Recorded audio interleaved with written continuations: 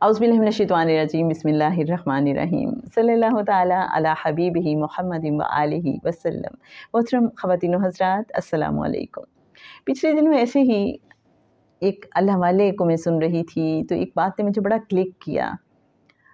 ایک لوہار کا واقعہ وہ سنا رہے تھے، اور اس لوہار کی خاص بات یہ تھی کہ وہ ہر وقت درود پاک پڑھتے رہتے تھے۔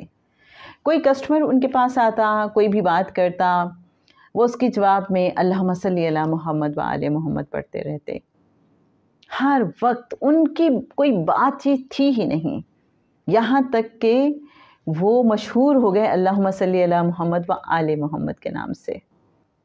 کیسی خوش نصیبی تھی ان کی کہ ہر وقت درود پاک ان کے ذہن میں تھا، ان کے دل میں تھا، ان کی زبان میں تھا، ان کے خیال میں تھا۔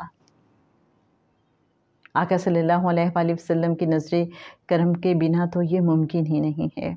تو وہ جو اللہ والے تھے وہ واقعہ یہ سنا رہے تھے، تو کہنے لگے کہ ایک روز میں ٹی وی پروگرام کر رہا تھا تو مجھے پتہ چلا کہ کوئی صاحب کشمیر سے آئے ہیں اور مجھ سے ملنا چاہتے ہیں، تو میں نے کہا ٹھیک ہے مل لیتے ہیں۔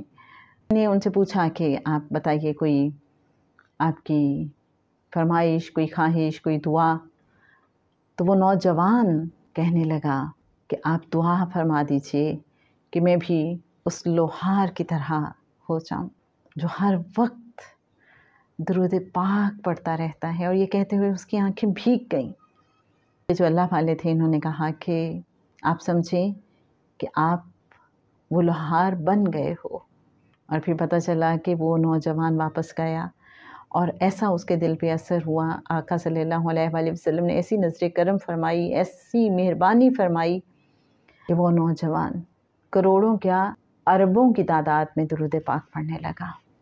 اور مجھے حضرت پاک حسین کمال صاحب یاد آتے ہیں جو ایک ہی دن میں لاکھوں کی تعداد میں درود پاک پڑھتے تھے، اور وہ فرماتے تھے کہ یہ وہ راز ہے کہ جسے عام انسان نہیں سمجھ سکتا کہ ایک دن میں اتنا زیادہ درود پاک پڑھنا کیسے پاسبل ہے، لیکن وہ بڑے خاص مقام پہ تھے، عبد کے مقام پہ، جو بہت بڑا رینک ہے روحانیت کی دنیا میں۔